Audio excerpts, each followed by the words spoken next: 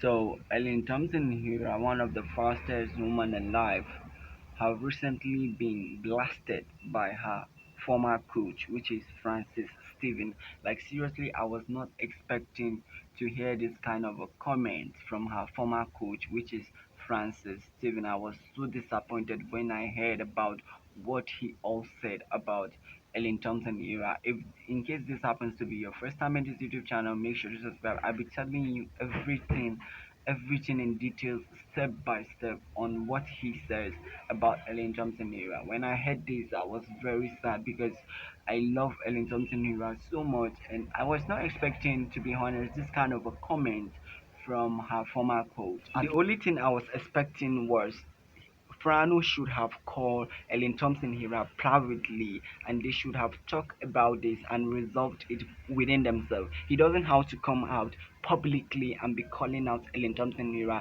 that he's going to take anybody else but not Ellen Thompson Herah. This is so sad. And here are the reasons why Frano says he will not take back Ellen Thompson Herah. He said that when Ellen Thompson Herah leave the MVP training center, which is his own training center, she never kind of give them the credit they deserve.